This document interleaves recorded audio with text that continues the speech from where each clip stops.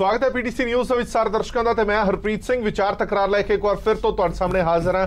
ਜਦੋਂ ਵੀ ਚੋਣਾਂ ਦਾ ਬਿਗੁਲ ਵੱਜਦਾ, ਭਾਵੇਂ ਛੋਟੀਆਂ ਹੋਣ ਵੱਡੀਆਂ ਹੋਣ, ਭਾਵੇਂ ਉਹ ਜ਼ਿਮਨੀ ਚੋਣਾਂ ਹੋਣ, कुछ मुद्दे अजिहे ने जो वार-वार दस्तक देंदे ने, राजनीतिक पार्टियां दे भी मुद्दे बनते हैं, पर वो की असल जनता दे नाल जुड़े हुए मुद्दे ने, ये जानना बड़ा जरूरी है। नशियां दा मुद्दा एक बार फिर तो गरमाया होया, जिस STF का गठन किया गया सी ये कह के कि नशियां दा लक तोड़ दिता जाएगा, स्मगलरां दा लक तोड़ दिता जाएगा। 6 महीने पूरे हो चुके हैं। अफसोस है कि वो STF का स्टाफ ही पूरा नहीं किया गया। आखिरकार जिसने लक तोड़ना नशा का, घट्टो घट्ट उहदा लक तो मजबूत रखिए, पहली गल। दूजी गल, वार-वार ये कहा जाता है कि असी वड्डे नशा के तस्कर ने जिहड़े वो खत्म कर दिते ने, नशा खत्म हो गया। और पता नहीं वो नज़र क्यों नहीं आ रहा कि जिन्हां लोगों ने नशे छड्डे ने वो किहड़े हस्पतालों दे विच दाखिल ने, कित्थे वो ने, कित्थे उन्हां दा इलाज चल रहा है, और किहड़े वड्डे मगरमच्छ ने जिहड़े वड्डियां जेलों दे विच बंद ने। इसे ते विचार चर्चा अज करांगे। साडा खास मेहमान है, सब तो पहला जान पछाण करा दीए, आपां फिर अगे वधदे हां। विरसा सिंह वलटोहा साहब साडे नाल मौजूद ने, सीनियर आगू ने श्रोमणी अकाली दल दे। इस दे नाल ही कमल बख्शी साहब मौजूद ने, कांग्रेसी आगू ने। इस तो इलावा जगतार सिंह संघेड़ा साहब साडे नाल मौजूद ने, बुलारने आम आदमी पार्टी दे। सुखबीर सिंह बाजवा साहब मौजूद ने, सीनियर पत्रकार ने। प्रोफैसर रौनकी राम जी मौजूद ने, प्रोफैसर ने पंजाब यूनिवर्सिटी दे। स्वागत है सारे मेहमानों का। मैं शुरुआत कमल बख्शी जी थोड़े तो करांगा। मैं सीधा ते सटीक एक जवाब जरूर थोड़े तो जानना चाहांगा।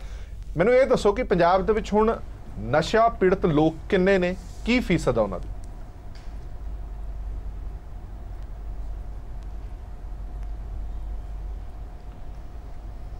देखो जी, गल ये हैगी आ कि इस इशू नूं शुरू करन वास्ते जी असी थोड़ा पिछे सानू पिछोकड़ दे विच जाना पैना है। मैं पिछे जावांगा और मैं बिल्कुल जावांगा। तुसी ये क्या कि this is a political issue, मैं इस इशू नु पॉलिटिकल इशू नहीं समझदा। मैं जवाब जरूर ਤੁਹਾਡੇ ਤੋਂ ਜਾਨਣਾ ਚਾਹਨਾ। मैं ਜਾਵਾਂਗਾ ਪਿਛੇ, ਮੈਨੂੰ ਪੂਰਾ ਕਰ ਲੈਣ ਦਿਓ। मैं इस इशू कि पंजाब ਦੇ ਵਿੱਚ एक मिनट, मैं नशे दी फीसद, मैं इस इशू नु एक ह्यूमन इशू कहना। पंजाब दे ह्यूमनस नु, पंजाब दे यूथ नु ਜਿਹੜਾ ਪਿਛਲੇ 10 ਸਾਲ ਦੇ ਦੌਰਾਨ, ਪਿਛਲੇ 10 ਸਾਲ ਦਾ ਜਿਹੜਾ ਦਹਾਕਾ ਨਿਕਲਿਆ ਹੈਗਾ ਪਿਛਲਾ, ਮੇਰੀ ਗੱਲ ਸੁਣੋ, ਇਹ और वो सरकार पूरी तरह रिस्पॉन्सिबल सी ਇਹਦੇ ਵਾਸਤੇ। क्योंकि जे तुसी आज गूगल कर लो ना तो ਇਹਦੇ ਵਿੱਚ ਵੇਖੋ कि ड्रग लॉर्ड्स ऑफ पंजाब ਤੇ ਉਹਦੇ ਵਿੱਚ ਜਿਹੜੇ ਨਾਂ ਆਉਂਦੇ ਨੇ ਫਹਿਰਿਸਤ 'ਚ, ਉਹਦੇ ਤੋਂ ਇਹ ਪਤਾ ਲੱਗਦਾ ਕਿ ਇਹ ਜਿਹੜਾ ਇਸ਼ੂ ਹੈ ਇਹ ਕਿੰਨਾ ਮਲਟੀ ਫੈਸੇਟਡ ਇਸ਼ੂ ਰਿਹਾ ਹੈਗਾ। ਔਰ ਇਹਦੇ ਵਿੱਚ ਇੱਕ ਨੈਕਸਸ ਹੈਗਾ, ਮਲਟੀ ਮਿਲੀਅਨਰ ਇਹਦੇ ਵਿੱਚ ਜੁੜੇ ਹੋਏ ਨੇ, ਔਰ ਉਸ ਸਮੇਂ ਦੇ ਪੋਲੀਟੀਸ਼ੀਅਨਸ ਜੁੜੇ ਹੋਏ ਸੀ। ਠੀਕ ਹੈ, तो ਤੁਸੀਂ ਇਹ ਮੈਨੂੰ ਪੁੱਛ ਰਹੇ ਹੋ, ਮੈਂ ਇਹ ਸਮਝਦਾ ਹੈਗਾ जो जिन्ना कि मैं देखा हैगा बॉर्डर बेल्ट दे विच रहना, और मोर दैन 50% जिहड़ा यूथ आ वो पिछले समय दे विच इस drug abuse they which involve रहा हैगा। उहदे कई मल्टीफेसेटेड उहदे रीजनस ने जी। लेकिन जे सरकार अपनी शो कर दी ਇਹਦੇ ਵਿੱਚ सिंसैरिटी ते उसे वेले कर्ब कर लिया जा सकता सीगा। ठीक है कमल जी, मैं दो गल्लां दस्सिओ। पहली गल, तुसीं 50% कह रहे हो, तुहाडे लीडर साहबान 70% कहंदे रहे ने, 20% तुसीं अपने कोलों घटा दिते ने। उस तो इलावा हुण किन्ने फीसद ने, इसका जवाब हाले तक नहीं मिलिया। 6 महीने तुहाडी सरकार नूं हो गए ने, ये फीसद घटी होनी है जरूर। मैं ओहदे ते आ रहा हैगा वा। अमृतसर दे देखो, एक मिनट जी, अमृतसर दे लागे मकबूलपुरा दी जी असीं गल करिए, उत्थे मोर देन 90% जिहड़े सी यूथ वो इस गल च सी। तो this varies from area to area. ये छोटी मोटी डाइवर्सिटी इन परसेंटेज हो सकती है, लेकिन at the larger picture is कि youth of Punjab has been totally destroyed by the drug lords, and जिहदे विच कि बिल्कुल और बिल्कुल ये लोग रिस्पॉन्सिबल ने, श्रोमणी अकाली दल के जिहड़े सीनियर लीडर्स सीगे। बिल्कुल ठीक है। मैनू सिर्फ एक गल का जवाब कमल जी तुसीं दे नहीं पा रहे या देना नहीं चाहते। मैं तुहाडे तो ये पूछना चाहना कि पिछले 6 महीनों दे विच तुहाडी सरकार की की कारगुजारी रही है, किन्ने फीसद नशेड़ी घट गए ने, किन्ने वड्डे मगरमच्छ तुसीं फड़ के अंदर कीते ने, जिहड़ी STF तुसीं बनाई है उसकी कारगुजारी की है? मैनू सिर्फ आंकड़ा दस दिओ कि तुसीं की कीता 6 महीनों दे विच। पिछली सरकार ने जो किया वो आपां छड्ड के आपां हुण तुहाडी सरकार दी पहला गल कर लईए, उस ते भी जरूर जावांगे। पिछली सरकार तुसीं साडी सरकार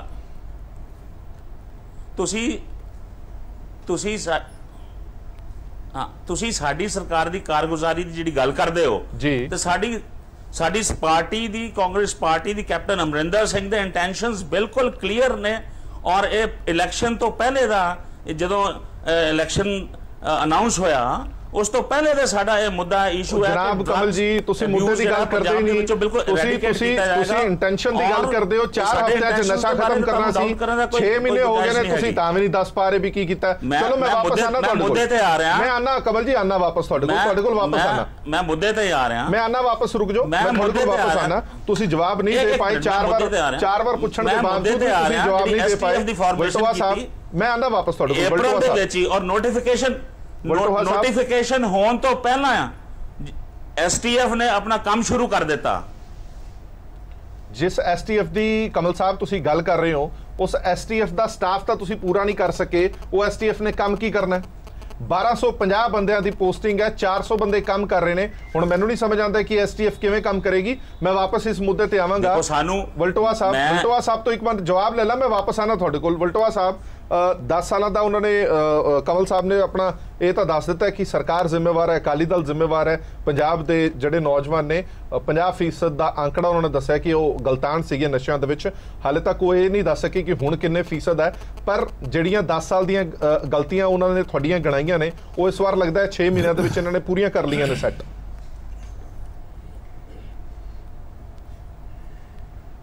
ਗੁਰਪ੍ਰੀਤ ਜੀ ਪਹਿਲਾਂ ਤਾਂ ਮੇਰੀ ਬੇਨਤੀ ਹੈ, ਇੱਕ ਦਿਨ ਤੁਸੀਂ ਡਿਬੇਟ ਇਸ ਇਸ਼ੂ ਤੇ ਵੀ ਰੱਖੋ ਕਿ ਕਾਂਗਰਸ ਨੂੰ ਇਹ ਸਮਝਾਇਆ ਜਾ ਸਕੇ ਕਿ ਹੁਣ ਤੁਸੀਂ ਸਰਕਾਰ ਜੇ ਵਿਰੋਧੀ ਧਿਰ ਚ ਨਹੀਂ ਜੀ, ਤੇ ਵੀ ਸਰਕਾਰ ਇਹ ਨਹੀਂ ਕਿ 2 ਹਫ਼ਤੇ ਹੋਏ ਬਣੀ ਨੂੰ, 6.5 ਮਹੀਨੇ ਤੋਂ ਉੱਤੇ ਹੋ ਗਿਆ। ਔਰ ਕੈਪਟਨ ਅਮਰਿੰਦਰ ਸਿੰਘ ਜੀ ਨੇ ਸਹੁੰ ਚੁੱਕੀ ਸੀ ਗੁਟਕਾ ਸਾਹਿਬ ਫੜ ਕੇ ਜੀ, ਗੁਰਬਾਣੀ ਦੇ ਉੱਤੇ ਸਿੱਖ ਵਾਸਤੇ ਹੈਗਾ। ਤੇ ਕੈਪਟਨ ਅਮਰਿੰਦਰ ਸਿੰਘ ਜੀ ਨੇ ਸਹੁੰ ਖਾਧੀ ਸੀ ਕਿ ਮੈਂ 4 ਹਫ਼ਤੇ 'ਚ ਪੰਜਾਬ 'ਚ ਨਸ਼ਾ ਖਤਮ ਕਰਾਂਗਾ।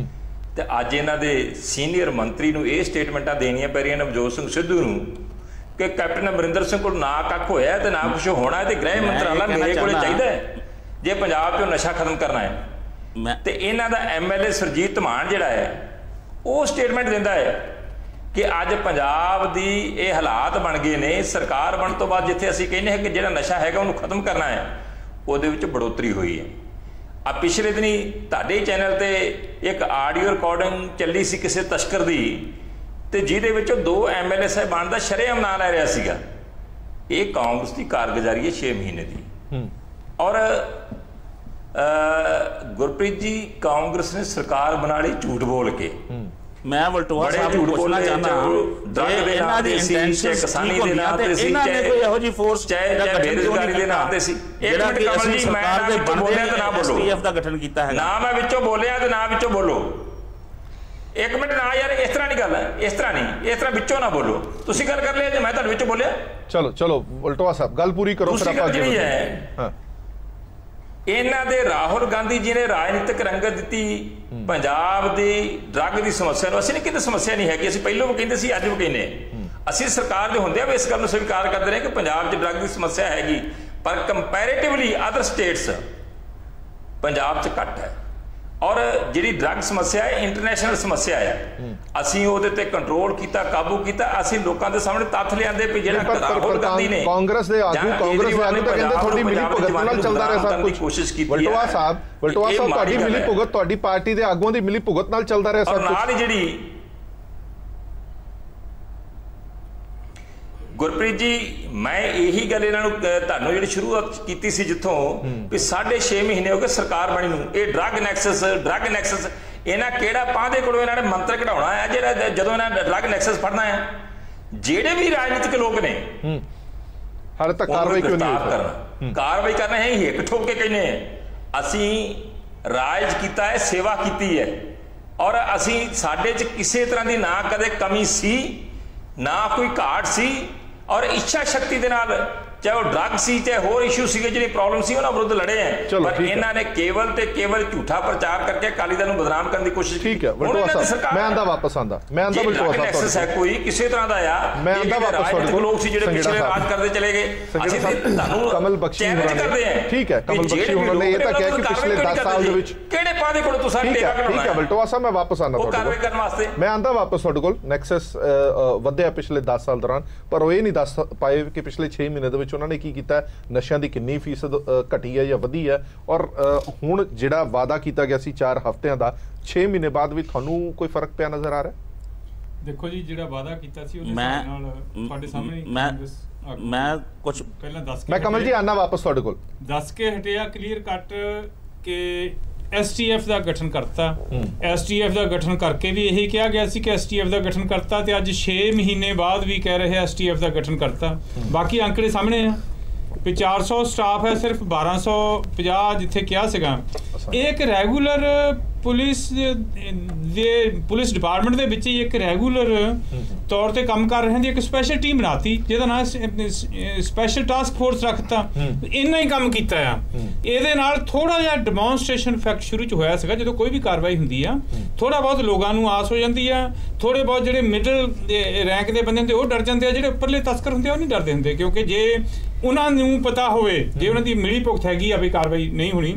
ਲੇਕਿਨ ਇਹ ਤਾਂ ਮਿਲੀ ਭੁਗਤ ਹੀ ਲੱਗਦੀ ਹੈ, ਕਾਰਵਾਈ ਹੋਈ ਹੀ ਨਹੀਂ ਹੈ ਕੋਈ ਪ੍ਰੈਕਟੀਕਲੀ, ਤਾਂ ਕੋਈ ਬਹੁਤਾ ਅਸਰ ਨਹੀਂ ਦਿਖਾਈ ਦਿੱਤਾ। ਨਾਲੇ ਹਰਪ੍ਰੀਤ ਜੀ ਮੈਂ ਗੱਲ ਕਲੀਅਰ ਕਰਨੀ ਚਾਹੁੰਦਾ ਆ, ਇਹ ਇਦਾਂ ਨਹੀਂ ਹੈ ਪੁਲਿਸ ਐਕਸ਼ਨ ਕਰਦੇ ਹੋ ਤਾਂ ਡਰੱਗ ਦਾ ਜਿਹੜੀ ਹੈ ਕਾਰਵਾਈ, ਇਹ ਇੱਕ ਚੇਨ ਰਿਐਕਸ਼ਨ ਹੈ। ਤੁਸੀਂ ਨਸ਼ਿਆਂ ਦੀ ਸਪਲਾਈ ਲਾਈਨ ਤੋੜਨੀ ਹੁੰਦੀ ਆ, ਵੱਡੇ ਵੱਡੇ ਤਸਕਰ ਜਿਹੜੇ ਆ ਉਹਨਾਂ ਨੂੰ ਫੜ ਕੇ ਅੰਦਰ ਕਰਨਾ ਹੁੰਦਾ ਆ। ਉਸ ਤੋਂ ਬਾਅਦ ਜਿਹੜੇ ਬੱਚੇ ਨਸ਼ਿਆਂ 'ਚ ਲੱਗੇ ਹੋਏ ਆ ਉਹਨਾਂ ਦੀ ਕਾਉਂਸਲਿੰਗ ਕਰਨੀ ਹੁੰਦੀ ਆ, ਤੇ ਉਹਨਾਂ ਦੀ ਦਵਾਈ ਵਗੈਰਾ ਬਕਾਇਦਾ ਉਹਨਾਂ ਨੇ ਐਡਮਿਟ ਹੋਣ ਦਾ ਹਸਪੀਟਲ ਵਿੱਚ। ਮੈਨੂੰ ਤਾਂ ਕਿਤੇ 2 ਬੱਚਿਆਂ ਦਾ ਵੀ ਨਹੀਂ ਪਤਾ ਲੱਗਿਆ ਵੀ ਕਿੱਥੇ ਐਡਮਿਟ ਕੀਤੇ, ਕਿੱਥੇ ਉਹਨਾਂ ਦਾ ਇਲਾਜ ਚੱਲ ਰਿਹਾ।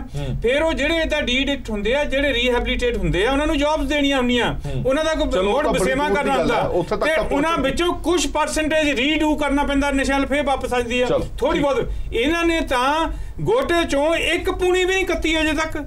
ਸਿਰਫ ਉਹੀ ਜੋ ਸਿਸਟਮ ਪਹਿਲਾਂ ਚੱਲਿਆ ਸੀ, ਪਹਿਲੀ ਸਰਕਾਰ ਵੇਲੇ ਜਿਸ ਤਰ੍ਹਾਂ ਚੱਲਿਆ ਸੀ, ਬਿਲਕੁਲ ਉਦਾਂ ਹੀ ਚੱਲਿਆ ਹੈ। ਠੀਕ ਹੈ, ਮੈਂ ਬਾਜਵਾ ਸਾਹਿਬ ਤੁਹਾਡੇ ਤੋਂ ਜਾਣਨਾ ਚਾਹੁੰਦਾ, ਪਿਛਲੀ ਡਿਬੇਟ ਦੇ ਵਿੱਚ ਵੀ ਤੁਸੀਂ ਜ਼ਿਕਰ ਹਲਕਾ ਜਿਹਾ ਕੀਤਾ ਸੀਗਾ ਕਿ STF ਬਣਾਈ ਸੀ, ਉਦੋਂ ਬੜੀਆਂ ਉਮੀਦਾਂ ਸੀ ਕਿ ਚਲੋ ਹੁਣ ਕੁਝ ਹੋਊਗਾ। ਕੀ ਉਹਨਾਂ ਉਮੀਦਾਂ ਤੇ ਬੂਰ ਪੈਂਦਾ ਨਜ਼ਰ ਆ ਰਹੀ ਹੈ, ਉਮੀਦਾਂ ਟੁੱਟ ਰਹੀਆਂ ਨੇ? ਦੇਖੋ ਜੀ, ਉਮੀਦਾਂ ਦਾ ਇੱਦਾਂ ਸੀਗਾ ਕਿ ਜਦੋਂ ਜਿਹੜੇ ADGP ਹਰਪ੍ਰੀਤ ਸਿੱਧੂ ਜਦੋਂ STF ਚੀਫ ਲਗਾਏ ਨੇ, ਡੈਪੂਟੇਸ਼ਨ ਦੇ ਪਹਿਲਾਂ ਬਾਹਰ ਸੀਗੇ, ਹੋ ਸਕਦਾ ਕਿ ਉਹਨਾਂ ਨੇ ਜਦੋਂ ਬਾਹਰ ਕੇ ਕਾਰਨ ਚਲੋ ਕੀ ਅਫਸਰ ਜਾਂਦਾ, ਲੇਕਿਨ ਜਦੋਂ ਸਰਕਾਰ ਨੂੰ ਬਹੁਤ ਉਮੀਦ ਹੈ ਕਿ ਉਹਦੇ ਉੱਪਰ ਕੰਮ ਸੌਂਪਿਆ ਜਾਵੇ, STF ਚੀਫ ਬਣਾਇਆ ਜਾਵੇ, ਇਹ 'ਚ ਨੋ ਡਾਊਟ ਵੀ ਉਹ ਇੱਕ ਇਮਾਨਦਾਰ ਹੈ, ਚੰਗਾ ਵਧੀਆ ਅਫਸਰ ਹੈ, ਕਾਬਲ ਅਫਸਰ ਨੇ, ਤਫਤੀਸ਼ੀ ਅਫਸਰ ਚੰਗਾ ਹੈ। ਲੇਕਿਨ ਉਹ ਇਕੱਲਾ ਵੀ ਅਫਸਰ ਕੀ ਕਰੇਗਾ ਜਦੋਂ ਤੁਸੀਂ ਸਟਾਫ ਪ੍ਰੋਪਰ ਦੀ ਮੁਹੱਈਆ ਨਹੀਂ ਕਰਵਾਓਗੇ? ਤੁਸੀਂ ਹੈਰਾਨ ਹੋਵੋਗੇ, ਇਹ ਅੰਕੜੇ ਚਲੋ 400 ਦੇ ਕਰੀਬ ਜਿਹੜੇ ਸਟਾਫ ਹੈ, 1250 ਸੈਕਸ਼ਨ ਕੀਤੇ ਨੇ। ਜਿਹੜਾ ਇੱਕ ਮੋਗੇ DSP ਲੱਗਾ ਉਹਨੂੰ ਫਾਜ਼ਿਲਕਾ ਤੱਕ ਜਾਂਦਾ ਜੀ, ਆ ਕੇ ਉਹ ਕੀ ਇੰਨਾ ਟਰੈਪ ਕਰੇਗਾ, ਕੀ ਉਹਨੂੰ ਆ ਕੇ ਉਹਨੂੰ ਕਰੇਗਾ ਕਿ AIG ਲਗਾਏ ਨੇ, SP ਲਗਾਏ ਨੇ। ਜਿਹੜਾ ਸਟਾਫ ਟੈਕਨੀਕਲੀ ਮੰਗਿਆ ਜਾਂਦਾ ਹੈ ਕਿ ਇਹ ਬੰਦੇ ਸਾਨੂੰ ਚਾਹੀਦੇ ਨੇ, ਸਟਾਫ ਉਹਨੂੰ ਰਿਲੀਵ ਹੀ ਨਹੀਂ ਕਰਦਾ।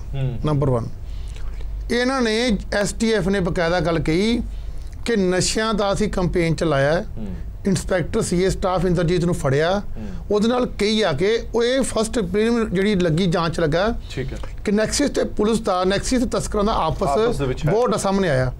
ਔਰ ਜਿਹੜਾ STF ਨੇ ਪਲਾਨ ਬਣਾ ਕੇ ਭੇਜਿਆ ਰੀਹੈਬ ਸੈਂਟਰ ਦਾ, ਡੀ-ਐਡਿਕਸ਼ਨ ਸੈਂਟਰ ਦਾ, ਕਿ ਇਹਨੂੰ ਮਜ਼ਬੂਤ ਕਰਨ ਵਾਸਤੇ ਕਰੋ, ਜੇ ਬੰਦੇ ਫੜਨਗੇ ਆਪਾਂ ਉਹਨਾਂ ਨੂੰ ਡੀ-ਐਡਿਕਸ਼ਨ ਤੱਕ ਕਿਵੇਂ ਕਰਾਂਗੇ। ਆ ਕੇ ਬਕਾਇਦਾ ਉਹਨਾਂ ਨੇ ਬਹੁਤ ਵੱਡੀ ਫਾਈਲ ਬਣਾ ਕੇ ਬ੍ਰਹਮਿੰਦਰ ਜੀ ਨੂੰ ਭੇਜੀ, ਔਰ ਬ੍ਰਹਮਿੰਦਰਾ ਜੀ ਨੇ ਉੱਪਰ ਆ ਕੇ ਉਹਨੂੰ ਵੀ 3 ਮਹੀਨੇ ਹੋ ਗਏ ਨੇ, ਫੈਸਲਾ ਲੈ ਨਹੀਂ ਪਾ ਰਹੇ। ਇਸ STF ਦੇ ਕੰਮਕਾਰ ਦੇ ਵਿੱਚ ਬਹੁਤ ਵੱਡਾ ਵਿਘਨ, ਔਰ ਕੁਝ IPS ਲੌਬੀ ਔਰ ਕੁਝ ਸਮ ਪੋਲੀਟੀਸ਼ੀਅਨ ਜਿਹੜੇ ਨੇ, ਜਿਹੜੇ ਪਤਾ ਨਹੀਂ ਕੀ ਕਾਰਨ ਕੀ ਹੈ, ਲੇਕਿਨ ਕੁਝ ਆਪਸ ਵੀ ਹੈ ਕਿ ਜਿਹੜੇ ਉਸ ਨੂੰ ਅਫਸਰਾਂ 'ਚ ਆਪਸ 'ਚ ਕਿ ਉੱਪਰ ਨੀਚਾ ਦਿਖਾਉਣ ਵਾਸਤੇ ਚੱਲਦੇ ਨੇ। ਇਹ ਰੀਅਲੀ ਫੈਕਟ ਹੈ, ਇਹ RP ਜੀ ਬਹੁਤ ਸੱਚਾਈ ਹੈ, ਇਹ ਮਾੜੀ ਗੱਲ ਹੈ। ਥੋੜਾ ਜਿਹਾ ਬ੍ਰੇਕ ਲੈਣਾ, ਬ੍ਰੇਕ ਤੋਂ ਬਾਅਦ ਬਹੁਤ ਸਾਰੇ ਮੁੱਦੇ ਨੇ ਜਿਹੜੇ ਵਿਚਾਰੇ ਜਾਣਗੇ।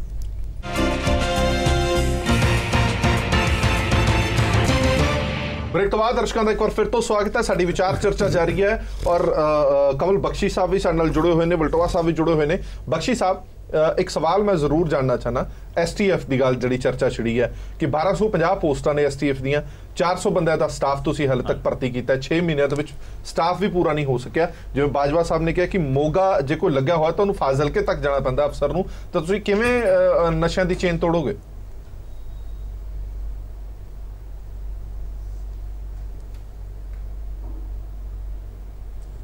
गल इस तरह वा जी कि जिस वेले ये सरकार आई हैगी है साडी कांग्रेस दी, कैप्टन अमरिंदर सिंह दी जी, और जिस कंडीशन च एक गवर्नमेंट सानू मिली है, टोटली डेट रिडन गवर्नमेंट, ते उन्हां हालातां दे विच मैं समझदा ये बहुत एक कमेंडेबल जॉब है जो STF ने की है, लेकिन इस तो पहले मैं एक गल कहना चाहना कि जो ये सरकार मिली है, बिल्कुल मैनू एक शायर की गल याद आ गई कि ये इश्क नहीं आसान, बस इतना समझ लीजिए एक आग का दरिया है और डूब के जाना है। तो साडे वास्ते तो ये एक डुब के तैरन वाली बात दे विच निकलन वाली गल है, ये कोई आसान गल नहीं।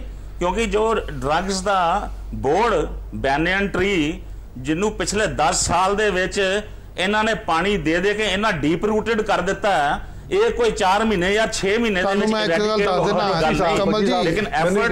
जी मैं ਤੁਹਾਨੂੰ ਇੱਕ ਤੁਹਾਡੇ ਸਾਹਮਣੇ ਨੇ। ठीक है, बख्शी साहब STF ਦਾ गठन होया, ठीक है, जे 4 हफ्ते 4 महीने या 6 महीने खत्म नहीं हो सकदा 1235 ਜਿਤਨਾ ਤੁਸੀਂ ਕਹਿ ਰਹੇ ਹੋ ਜਿਵੇਂ ਕਹਿੰਦਾ ਕਿ ਗੁਟਕਾ ਫੜ ਕੇ ਹੱਥ ਦੇ ਵਿੱਚ ਫਿਰ ਦਾਵਾ ਕਰਨ ਦੀ ਕੀ ਜ਼ਰੂਰਤ ਸੀ? ਜੇ STF ਦੀ ਗਿਣਤੀ 1235 ਦੀ ਹੋਣੀ ਚਾਹੀਦੀ ਹੈ ਔਰ ਉਹ ਮੇਰੇ ਇਸ ਸਟੇਟਮੈਂਟ ਦੇ ਵਿੱਚ ਹੀ ਤੁਹਾਡਾ ਜਵਾਬ ਹੈ ਕਿ ਇਹ ਜਿਹੜੇ STF ਦੇ ਵਿੱਚ ਇਸ ਵੇਲੇ ਨੰਬਰਸ ਘੱਟ ਨੇ, ਲੇਕਿਨ ਉਹਨਾਂ ਦੀ ਡੈਡੀਕੇਸ਼ਨ ਔਰ ਸਿੰਸੈਰਿਟੀ ਦੇ ਉੱਤੇ ਕੋਈ ਉਂਗਲ ਨਹੀਂ ਉੱਠ ਸਕਦੀ। और इंफ्रास्ट्रक्चर ਜਦੋਂ ਆਪ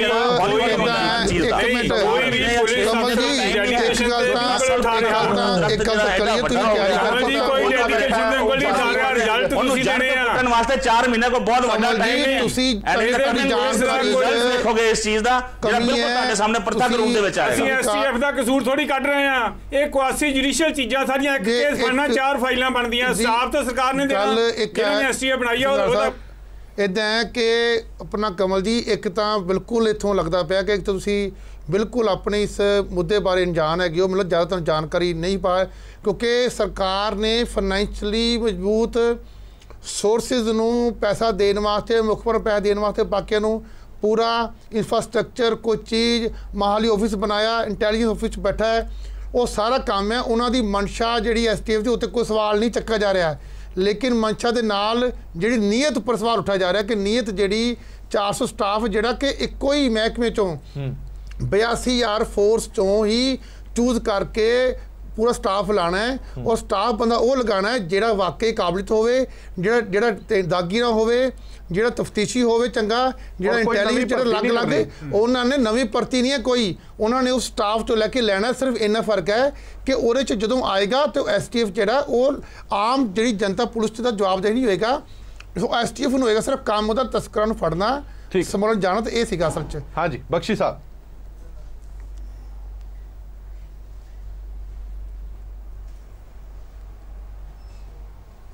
हाँ जी बख्शी साहब, सवाल ये है, दोबारा बोलो जरा। मैं ਤੁਹਾਨੂੰ ਸਵਾਲ ਦੱਸਦਾ। ਸਵਾਲ ਇਹ ਹੈ ਬਖਸ਼ੀ ਸਾਹਿਬ, ਤੁਸੀਂ ਕਹਿ ਰਹੇ ਹੋ ਕਿ 4 ਮਹੀਨੇ 4 ਹਫ਼ਤੇ ਜਾਂ 6 ਮਹੀਨੇ ਦੇ ਵਿੱਚ ਇਹ ਨਸ਼ਿਆਂ ਦਾ ਜਿਹੜਾ ਮੱਕੜ ਜਾਲ ਹੈ ਜਾਂ ਜਿਹੜਾ ਇਹ ਐਡਾ ਫੈਲਿਆ ਹੋਇਆ ਹੈ ਨਹੀਂ ਖਤਮ ਹੋ ਸਕਦਾ। ਹੁਣ ਸਵਾਲ ਸਿਰਫ ਇਹ ਹੈ, ਵਿਰੋਧੀ ਧਿਰਾਂ ਪੁੱਛਦੀਆਂ ਨੇ ਤੁਹਾਡੇ ਤੋਂ ਕਿ ਜੇ ਇਹ ਸਭ ਕੁਝ ਖਤਮ ਨਹੀਂ ਹੋ ਸਕਦਾ ਸੀ ਤਾਂ ਪੰਜਾਬ ਦੇ ਲੋਕਾਂ ਦੇ ਨਾਲ ਵਾਅਦਾ ਕਿਉਂ ਕੀਤਾ ਗਿਆ? ਗੁਟਕਾ ਫੜ ਕੇ ਕਸਮ ਕਿਉਂ ਖਾਧੀ ਗਈ ਕਿ 4 ਹਫ਼ਤਿਆਂ ਦੇ ਵਿੱਚ ਨਸ਼ਾ ਖਤਮ ਕਰ ਦਾਂਗੇ?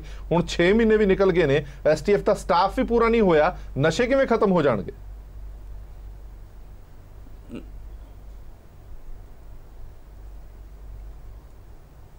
ਮੈਰਾਥਨ ਹੈਗੀ ਆ, ਦੌੜਨੀ ਸ਼ੁਰੂ ਕਰ ਦਿੱਤੀ ਆ, ਉਹਦੇ ਵਿੱਚ ਸਾਡੀ ਇੰਟੈਗ੍ਰਿਟੀ ਦੇ ਉੱਤੇ ਕਿਸੇ ਨੇ ਕੋਈ ਸ਼ੱਕ ਨਹੀਂ ਹੈ, ਕਿਸੇ ਨੇ ਕੋਈ ਕੁਐਸਚਨ ਨਹੀਂ ਉਠਾਇਆ ਹੈਗਾ।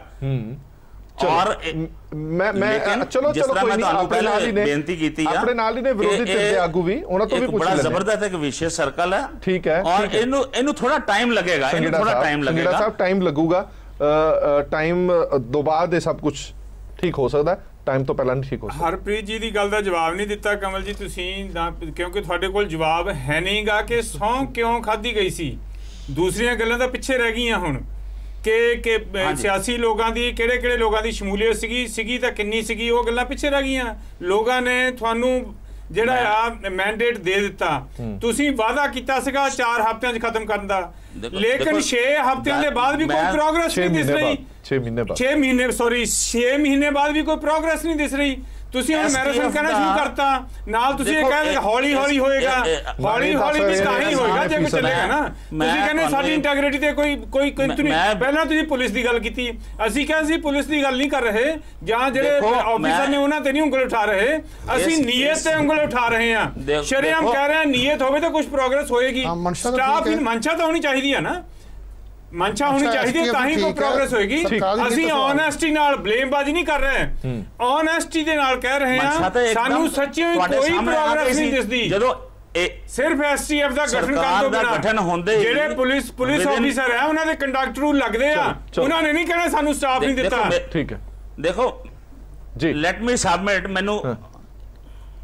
ਹਾਂ ਕਮਲ ਜੀ ਬੋਲੋ।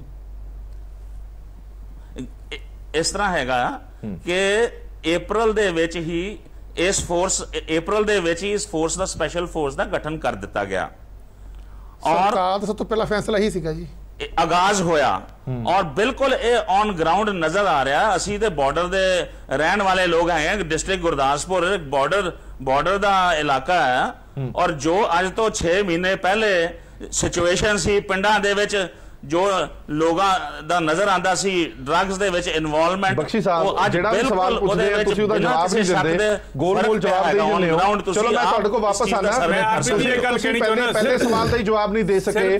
ਮੈਂ ਪਹਿਲਾਂ ਹੀ ਤੁਹਾਡੇ ਤੋਂ ਸਵਾਲ ਪੁੱਛਿਆ ਸੀ ਕਿ ਕਿੰਨੇ ਫੀਸਦ ਨਸ਼ੇੜੀ, ਤੁਸੀਂ ਇਹੀ ਦੱਸ ਦਿਓ। 5 ਸੈਕਿੰਡ 'ਚ ਇੱਕ ਗੱਲ ਕਹਿਣੀ ਚਾਹੁੰਦਾ, ਡੀ ਐਡਿਕਸ਼ਨ ਜਿਹੜੀ ਆ ਉਹ ਉਦਾਂ ਤੁਸੀਂ ਉਹਦਾ ਨਸ਼ਾ ਬੰਦ ਕਰ ਦਿਓ ਉਹ ਵਿਅਕਤੀ ਮਰ ਜਾਏਗਾ।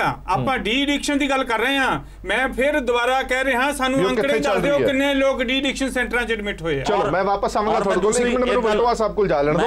ਮੈਂ ਕਮਲ ਜੀ ਆਣਾ ਤੁਹਾਡੇ ਕੋਲ ਵਾਪਸ। ਜੀ ਮੈਂ ਇੱਕ ਗੱਲ ਹੋਰ ਕਹਿਣਾ ਚਾਹਨਾ, ਮੈਂ ਆਣਾ ਕਮਲ ਜੀ ਆਣਾ ਤੁਹਾਡੇ ਕੋਲ, ਮੈਂ ਆਂਦਾ ਕਮਲ ਜੀ 1 ਮਿੰਟ ਤੁਹਾਡੇ ਕੋਲ ਆਣਾ ਵਾਪਸ। ਬਲਟੋਆ ਸਾਹਿਬ ਅਸੀਂ ਵਾਰ-ਵਾਰ ਇਹ ਤਾਂ ਜ਼ਰੂਰ ਕਹਿੰਦੇ ਆ ਕਿ ਨਸ਼ੇ ਖਤਮ ਨਹੀਂ ਹੋਏ, ਨਸ਼ਿਆਂ ਦੇ ਮਗਰਮੱਛ ਨਹੀਂ ਫੜੇ ਗਏ। ਕਮਲ ਸਾਹਿਬ ਕਹਿੰਦੇ ਨੇ ਕਿ ਟਾਈਮ ਲੱਗਦਾ ਇਹਨਾਂ ਚੀਜ਼ਾਂ ਨੂੰ, 10 ਸਾਲਾਂ ਦੇ ਵਿੱਚ ਜਿਹੜਾ ਜਾਲ ਫੈਲਿਆ ਉਹ ਹੌਲੀ-ਹੌਲੀ ਖਤਮ ਹੋਏਗਾ। ਮਨਸ਼ਾ ਉਹਨਾਂ ਦੀ ਬਿਲਕੁਲ ਸਾਫ਼ ਹੈ ਕਿ ਖਤਮ ਕਰਨਾ ਹੈ। ਹਰਪ੍ਰੀਤ ਜੀ ਗੱਲ ਉੱਥੇ ਹੀ ਆਉਂਦੀ ਹੈ, ਕਿ ਕੈਪਟਨ ਅਮਰਿੰਦਰ ਸਿੰਘ ਤੇ ਸਮੁੱਚੀ ਕਾਂਗਰਸ ਨੂੰ ਜੇ ਇਸ ਜਾਲ ਬਾਰੇ ਪਤਾ ਸੀ ਵੀ ਬਹੁਤ ਵੱਡਾ ਜਾਲ ਹੈ, ਤੇ ਫਿਰ ਕਸਮ ਕਿਉਂ ਖਾਧੀ? ਕਸਮ ਤੋਂ ਉੱਤੇ ਗੱਲ ਕੋਈ ਹੈਗੀ ਜਿਹੜੀ 4 ਹਫ਼ਤੇ ਵਾਲੀ ਖਾਧੀ? ਔਰ ਇਹਨਾਂ ਨੇ ਜਿਹੜੀ ਵਾਰ-ਵਾਰ ਐਸਟੀਐਫ ਦੇ ਗੁਣ ਗਾਈ ਜਾਂਦੇ ਆ, ਐਸਟੀਐਫ ਕੈਪਟਨ ਅਮਰਿੰਦਰ ਸਿੰਘ ਜੀ ਨੇ ਬਣਾਤੀ ਤੇ ਪੁਲਿਸ ਵਿਭਾਗ ਦੇ ਵਿੱਚ ਲੜਾਈ ਪਾਤੀ। ਅੱਜ ਹੁਣ ਉੱਥੇ ਸਰਵਉੱਚਤਾ ਦੀ ਸਰਦਾਰੀ ਦੀ ਲੜਾਈ ਨੂੰ ਲੈ ਕੇ ਡੀਜੀਪੀ ਆਫਿਸ ਵੱਖਰਾ ਹੈ ਤੇ ਹਰਪ੍ਰੀਤ ਸਿੰਘ ਸਿੱਧੂ ਸਾਹਿਬ ਦਾ ਗਰੁੱਪ ਵੱਖਰਾ ਹੈ। ਜੁੱਤੀ ਨਹੀਂ ਹੋਣ ਦਾ, ਬਾਕੀ ਕੋਈ ਕਸਰ ਕੋਈ ਨਹੀਂ ਕਿ ਉਹਨਾਂ ਦੋਨਾਂ ਗਰੁੱਪਾਂ 'ਚ ਇਸ ਵੇਲੇ ਇਹ ਹਾਲਾਤ ਬਣੇ ਪਏ ਨੇ। ਐਸਟੀਐਫ ਦੇ ਤੇ ਜਿਹੜੀ ਪੁਲਿਸ ਡਿਪਾਰਟਮੈਂਟ ਹੈ, ਡੀਜੀਪੀ ਆਫਿਸ ਹੈ, ਇਹ ਇਹਨਾਂ ਦੀ ਕਾਰਗੁਜ਼ਾਰੀ ਇਹ ਨਾ ਪੁਲਿਸ ਦੇ ਵਿੱਚ ਧੜੇਬੰਦੀ ਬਣਾ ਕੇ ਰੱਖਦੀ, ਪੁਲਿਸ ਦੇ ਵਿੱਚ ਲੜਾਈ ਪਾ ਕੇ ਰੱਖਦੀ, ਕਾਰਗੁਜ਼ਾਰੀ ਕਿਧਰੇ ਦਿਖਾਉਣੀ ਰਹੀ। ਔਰ ਦੂਸਰੀ ਗੱਲ ਜਿਹੜੀ ਇਹ ਕਹਿੰਦੇ ਆ ਜੀ ਕਦੀ ਕਹਿੰਦੇ 70% ਜੀ ਨੌਜਵਾਨ ਨਸ਼ੇੜੀ ਹੈ, ਹੁਣ ਇਹ 50 ਤੇ ਆ ਗਏ। ਮੈਂ ਕਹਿੰਦਾ ਭਾਵੇਂ 10 ਬੰਦਿਆਂ ਨੇ ਵੀ ਛੱਡਿਆ ਨਸ਼ਾ, ਉਹ ਕਿਹੜੇ 10 ਬੰਦੇ ਨੇ? ਉਹਨਾਂ ਤੇ ਕੋਈ ਲਿਸਟ ਤੇ ਲੋਕਾਂ ਦੇ ਸਾਹਮਣੇ ਪੇਸ਼ ਕਰੋ ਵੀ ਆਹ ਜਿਹੜਾ ਨਸ਼ਾ, ਜਿਹੜੇ ਲੋਕਾਂ ਨੂੰ ਨਸ਼ਾ ਮਿਲਦਾ ਸੀ ਤੁਹਾਡੇ ਜੇ ਨਸ਼ਾ ਕਰਦੇ ਸੀ ਤੇ ਅੱਜ ਉਹ ਸਰਵਾਈਵ ਤਾਂ ਹੀ ਕਰ ਰਹੇ ਨੇ ਜੇ ਉਹਨਾਂ ਨੂੰ ਨਸ਼ਾ ਮਿਲਦਾ ਹੈ। ਜੇ ਉਹਨਾਂ ਨੂੰ ਨਸ਼ਾ ਮਿਲਦਾ ਤਾਂ ਹੀ ਸਰਵਾਈਵ ਕਰਦੇ ਨੇ ਨਾ। ਡੀ ਐਡਿਕਸ਼ਨ ਸੈਂਟਰ 'ਚ ਕੋਈ ਆਇਆ ਕੋਈ ਨਹੀਂ, ਪੰਜਾਬ ਛੱਡ ਕੇ ਕੋਈ ਗਿਆ ਕੋਈ ਨਹੀਂ। ਇਹ ਕਹਿੰਦੇ ਤਸਕਰ ਜਿਹੜੇ ਨੇ, ਸਮਗਲਰ ਜਿਹੜੇ ਨੇ ਪੰਜਾਬ ਛੱਡ ਕੇ ਭੱਜ ਗਏ ਜੀ ਡਰਦੇ ਮਾਰੇ। ਉਹ ਕਿਹੜੇ ਤਸਕਰ ਨੇ, ਕਿਹੜੇ ਸਮਗਲਰ ਨੇ? ਪੰਜਾਬ ਦੇ ਲੋਕਾਂ ਨੂੰ ਵੀ ਚਾਨਣਾ ਪਾ ਦਿਓ। ਕਿਹੜੇ ਲੋਕ ਨੇ ਜਿਹੜੇ ਡੀ ਐਡਿਕਸ਼ਨ ਸੈਂਟਰ 'ਚ ਆਏ ਨੇ? ਮੈਂ ਵਾਪਸ ਆਣਾ ਬਲਟੋਆ ਸਾਹਿਬ ਤੁਹਾਡੇ ਕੋਲ ਵਾਪਸ ਆਣਾ, ਕਿਉਂਕਿ ਨਾ ਕੋਈ ਡੀ ਐਡਿਕਸ਼ਨ ਸੈਂਟਰ 'ਚ ਪ੍ਰਬੰਧ ਹੈਗਾ। ਥੋੜਾ ਜਿਹਾ ਡਿਬੇਟ ਹੋ ਕੇ ਵਧਾਈਏ ਰੌਣਕੀ Ram ji, de addiction centre ਦੇ ਵਿੱਚ ਜਿੱਥੇ ਇਹ ਪੋਸੀਬਲ ਹੋ ਸਕਦਾ ਹੈ ਕਿ ਜਿਸ ਤਰ੍ਹਾਂ ਬਖਸ਼ੀ ਸਾਹਿਬ ਨੇ ਕਿਹਾ ਕਿ ਨਸ਼ਾ ਬਾਰਡਰ ਬੈਲਟ ਤੇ ਜਿਹੜੇ ਲੋਕ ਨੇ ਉਹ ਕਾਫੀ ਛੱਡ ਗਏ ਨੇ, ਜੇ ਉਹ ਨਸ਼ਾ ਛੱਡ ਜਾਂਦੇ ਨੇ ਕਿ ਡੀ ਐਡਿਕਸ਼ਨ ਸੈਂਟਰ ਦੇ ਵਿੱਚ ਜਾਏ ਬਿਨਾਂ ਉਹਨਾਂ ਦਾ ਸਰ ਸਕਦਾ?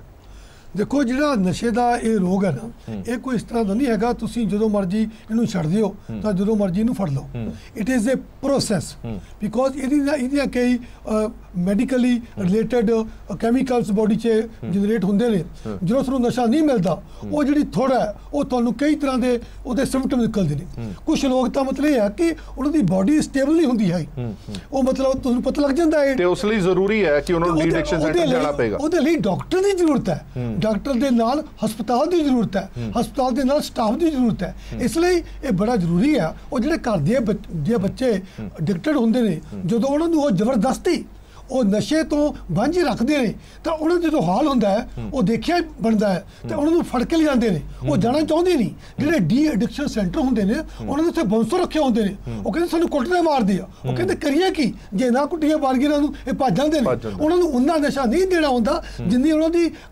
ਖਪਤ ਹੁੰਦੀ ਆ, ਉਹ ਤੋਂ ਘੱਟ ਦੇਣਾ ਪੈਂਦਾ। ਇਹ ਸਾਰੇ ਮੈਡੀਕਲ ਜਵਾਬ ਨੇ। ਪਰ ਮੈਂ ਇਹਦੇ ਨਾਲ ਇਹ ਕਹਾਂਗਾ ਕਿ ਅਗਰ ਇਸ ਤਰ੍ਹਾਂ ਦੀ ਪੰਜਾਬ ਦੇ ਵਿੱਚ ਜਦੋਂ ਬਹੁਤ ਵੱਡੇ ਲੈਵਲ ਦੇ ਉੱਤੇ ਇਹ ਸਮੱਸਿਆ ਉੱਠੀ ਸੀ ਤਾਂ ਉਦੋਂ ਮਕਬੂਲਪੁਰਾ ਤੇ ਚਲੋ ਇੱਕ ਵੱਖ ਗੱਲ ਸੀਗੀ ਉਹ ਤਾਂ ਤੇ, ਲੇਕਿਨ ਬਾਕੀ ਹੋਰ ਚਾਹੇ ਉਹ ਬਾਰਡਰ ਸਟੇਟ ਹੈ ਚਾਹੇ ਬਾਰਡਰ ਨਹੀਂ ਹੈ, ਇਹ ਆਪਣੇ ਆਪ ਦੇ ਵਿੱਚ ਪੂਰੇ ਹਿੱਸੇ 'ਚ ਫਸੀ ਹੋਈ ਸੀ, ਕਿਉਂਕਿ ਉਹਦੇ 'ਚ ਮੰਨਿਆ ਸਕ ਜਾਂਦਾ ਕਿ ਡਰੱਗ ਦੇ ਨਾਲ ਰਿਲੇਟਡ ਤੁਸੀਂ ਪਿੱਛੇ ਜੇ ਕਾਫੀ ਖਬਰਾਂ ਸੁਣੀਆਂ ਹੋਣੀਆਂ, ਉਹ ਵੀ ਹੁਣ ਘਟ ਗਈਆਂ ਨੇ। ਗੈਂਗਸਟਰ ਕਿ ਜਿਹੜੇ ਗੈਂਗਸਟਰ ਨੇ ਉਹ ਕਿਵੇਂ ਚੱਲਦਾ ਨੇ, ਉਹ ਜਿਹੜੇ ਗੈਂਗਸਟਰ ਦੀ ਗੱਲ ਕਰਦੇ ਸੀ, ਡਰੱਗ ਦੀ ਗੱਲ ਕਰਦੇ ਸੀ, ਫਿਰ ਨਾਲੇ ਵੀ ਮੰਨਿਆ ਜਾਂਦਾ ਸੀ ਇਹ ਜਿਹੜੇ ਗੈਂਗਸਟਰ ਨੇ, ਇਹ ਜਿਹੜੇ ਨਾਲ ਜੁੜੇ ਹੋਏ ਨੇ ਜਾਂ ਕੋਈ ਸਿਸਟਮ ਹੈ, ਇਹਨਾਂ ਦੀ ਇਲਾਕੇ ਦੇ ਮੋਤਬਾਰ ਸੱਜਣਾਂ ਦੇ ਨਾਲ ਵੀ ਮੁਲਾਕਾਤ ਹੈ, ਜਿਹੜੇ ਮੁਖਬਰੀਆਂ ਕਰਦੇ ਨੇ ਉਹਨਾਂ ਨੂੰ ਬਰਾਬਰ ਥ੍ਰੈਟ ਵੀ ਜਾਂਦੇ ਨੇ। ਇੱਕ ਮੁੱਦਾ ਸੀ ਜਿਹਦੇ ਕਰਕੇ ਪੰਜਾਬ ਦੇ ਲੋਕਾਂ ਨੇ ਕਿਹਾ ਸੀ ਨਾ ਸਾਨੂੰ ਰਾਹਤ ਕਾਂਗਰਸ ਤੋਂ, ਨਾ ਸਾਨੂੰ ਰਾਹਤ ਅਕਾਲੀਆਂ ਤੋਂ, ਸਾਨੂੰ ਕਿ ਬਦਲ ਚਾਹੀਦਾ। ਜਿਹੜਾ ਬਦਲ ਚਾਹੀਦਾ ਸੀ ਉਹ ਬਦਲ ਉਹਨਾਂ ਦਾ ਸੁਪਨਾ ਟੁੱਟ ਗਿਆ, ਕਿਉਂ ਕਿਤੇ ਨਾ ਕਿਤੇ ਗਲਤੀਆਂ ਹੋਈਆਂ ਜਿਹੜੀਆਂ ਹੁਣ ਆਮ ਆਦਮੀ ਪਾਰਟੀ ਵਾਰ-ਵਾਰ ਕਹਿ ਰਹੇ ਆ ਦਿੱਲੀ ਦਾ ਬੰਦਾ ਨੂੰ ਕਿਉਂ ਆਉਣ ਦੇਵਾਂਗੇ, ਆਪੇ ਆਵਾਂਗੇ। ਜੇ ਉਦੋਂ ਨਾਲ ਦਿੱਲੀ ਦਾ ਬੰਦਾ ਆਉਣ ਦਿੱਤਾ ਹੁੰਦੇ ਇਹਨਾਂ ਨੇ ਆਪ ਬੰਦੇ ਸ਼ਾਇਦ ਹੋ ਜਾਂਦਾ। ਇਸ ਸਮੱਸਿਆ ਦਾ ਹੱਲ ਲੱਭਣਾ ਪਊਗਾ, ਇਹਦੇ 'ਚ ਕਿਸੇ ਉੱਤੇ ਵਾਰ ਨਹੀਂ ਕਰਦੇ, ਕੋਈ ਗੱਲ ਨਹੀਂ ਹੈਗੀ। ਜ਼ਰੂਰਤ ਹੈ ਬੁੱਧੀਜੀਵੀਆਂ ਨੂੰ, ਜ਼ਰੂਰਤ ਹੈ ਰਾਜਨੀਤਿਕ ਬੰਦਿਆਂ ਨੂੰ, ਭਾਜਪਾ ਸਾਹਿਬ ਜਿਹੜੇ ਪੁਰਾਣੇ ਸਾਡੇ ਪੱਤਰਕਾਰ ਨੇ, ਇਹ ਰਲ ਕੇ ਸਮੱਸਿਆ ਦਾ ਹੱਲ ਲੱਭਣਾ। ਪੋਲਿਟਿਕਸ ਹੁੰਦੀ ਰਹੂਗੀ, ਠੀਕ ਹੈ, ਪੋਲਿਟਿਕਸ ਹੁੰਦੀ ਰਹੂਗੀ, ਆਹੋ ਸਿਆਸਤ ਤਾਂ ਹੁੰਦੀ ਰਹਿੰਦੀ ਹੈ, ਜ਼ਰੂਰੀ ਹੈ ਉਹਦਾ ਹੱਲ ਜ਼ਰੂਰ ਕੱਢਿਆ ਜਾਏ। ਇੱਕ ਹੋਰ ਛੋਟਾ ਜਿਹਾ ਬ੍ਰੇਕ ਲੈ ਰਹੇ ਹਾਂ, ਬ੍ਰੇਕ ਤੋਂ ਬਾਅਦ ਜਲਦ ਹਾਜ਼ਰ।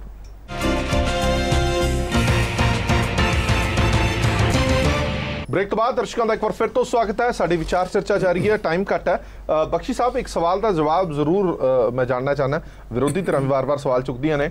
ਤੁਹਾਡੇ ਕੈਬਨਿਟ ਮੰਤਰੀ ਨਵਜੋਤ ਸਿੰਘ ਸਿੱਧੂ ਸਾਹਿਬ ਅਕਸਰ ਹੀ ਸਟੇਜਾਂ ਤੇ ਜਾਂ ਰੈਲੀਆਂ ਦੇ ਵਿੱਚ ਇਹ ਕਹਿੰਦੇ ਨੇ ਕਿ ਪੁਲਿਸ ਦਾ ਮਹਿਕਮਾ ਮੈਨੂੰ ਦਿੱਤਾ ਜਾਏ ਤਾਂ ਮੈਂ ਤੁਹਾਨੂੰ ਦਿਖਾਵਾਂਗਾ ਕਿ ਕੋਈ ਵੀ ਨਸ਼ੇ ਦਾ ਸਮਗਲਰ ਹੈ ਜਿਹੜਾ ਉਹ ਤੁਹਾਨੂੰ ਦੁਬਾਰਾ ਨਜ਼ਰ ਨਹੀਂ ਆਏਗਾ। ਹੁਣ ਇਹਦੇ 'ਚ ਦੋ ਚੀਜ਼ਾਂ ਥੋੜ੍ਹੀਆਂ ਸਮਝਾ ਦਿਓ ਕਿ ਸਿੱਧੂ ਸਾਹਿਬ ਨੂੰ ਕੈਪਟਨ ਸਾਹਿਬ ਤੇ ਭਰੋਸਾ ਨਹੀਂ ਹੈ, ਪਹਿਲੀ ਗੱਲ, ਕਿ ਨਸ਼ਿਆਂ ਦਾ ਕਾਰੋਬਾਰ ਜਿੱਥੇ ਤੁਸੀਂ ਠੱਲ ਪਾਉਣ ਦੀ ਗੱਲ ਕਰਦੇ ਹੋ, ਜੇ ਠੱਲ ਪੈ ਚੁੱਕੀ ਹੈ ਤਾਂ ਸਿੱਧੂ ਸਾਹਿਬ ਵਾਰ-ਵਾਰ ਕਿਉਂ ਕਹਿੰਦੇ ਨੇ ਕਿ ਮੈਂ ਨਸ਼ਿਆਂ ਦੇ ਸੁਦਾਗਰਾਂ ਨੂੰ ਭਜਾ ਦਿਆਂਗਾ। ਨੰਬਰ 3, ਕੀ ਮਨਸ਼ਾ ਕਿ ਸਿੱਧੂ ਸਾਹਿਬ ਪੁਲਿਸ ਦਾ ਡਿਪਾਰਟਮੈਂਟ ਆਪਣੇ ਕੋਲ ਲੈਣਾ ਚਾਹੁੰਦੇ ਨੇ?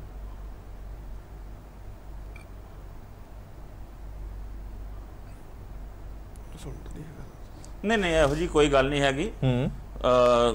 ਹੋਮ ਡਿਪਾਰਟਮੈਂਟ ਬਹੁਤ ਵਧੀਆ ਕੰਮ ਕਰ ਰਿਹਾ ਹੈ ਔਰ ਕੈਪਟਨ ਅਮਰਿੰਦਰ ਸਿੰਘ ਜੀ ਕਰ ਰਿਹਾ ਤੇ ਸਿੱਧੂ ਸਾਹਿਬ ਵਾਰ-ਵਾਰ ਸਟੇਜਾਂ ਤੇ ਕਿਉਂ ਕਹਿੰਦੇ ਨੇ ਕਿ ਮੈਨੂੰ ਦਿਓ ਇਹ ਡਿਪਾਰਟਮੈਂਟ, ਮੈਂ ਸਿੱਧੇ ਕਰਾਂਗਾ। ਫੀਲਿੰਗਸ ਦੱਸੀਆਂ ਨੇ ਔਰ ਮੇਰਾ ਖਿਆਲ ਹੈ ਉਹਨਾਂ ਨੇ ਉਸ ਚੀਜ਼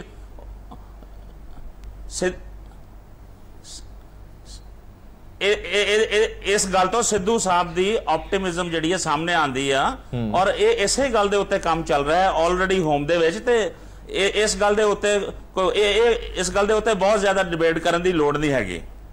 ਨਹੀਂ, ਮੈਨੂੰ ਇੱਕ ਗੱਲ ਨਹੀਂ ਸਮਝ ਆਈ, ਜਿਹੜਾ ਡਿਪਾਰਟਮੈਂਟ ਮੁੱਖ ਮੰਤਰੀ ਸਾਹਿਬ ਦੇ ਕੋਲ ਹੋਵੇ, ਕੋਈ ਕੈਬਨਿਟ ਮੰਤਰੀ ਕਵੇ ਕਿ ਇਹ ਡਿਪਾਰਟਮੈਂਟ ਮੈਨੂੰ ਦਿਓ, ਮੈਂ ਸਿੱਧਾ ਕਰਕੇ ਦਿਖਾਣਾ ਇਹਨਾਂ ਨੂੰ, ਤੁਸੀਂ ਕਹਿ ਰਹੇ ਹੋ ਕਿ ਚਰਚਾ ਕਰਨ ਦੀ ਜ਼ਰੂਰਤ ਨਹੀਂ ਹੈ। ਸਵਾਲ ਕ੍ਰੈਡੀਬਿਲਿਟੀ ਤੇ ਸਵਾਲ ਚੁੱਕਤਾ ਉਹਨਾਂ ਨੇ ਮੁੱਖ ਮੰਤਰੀ ਦੇ, ਤੁਸੀਂ ਕਹਿ ਰਹੇ ਹੋ ਕਿ ਚਰਚਾ ਕਰਨ ਦੀ ਜ਼ਰੂਰਤ ਨਹੀਂ ਹੈ।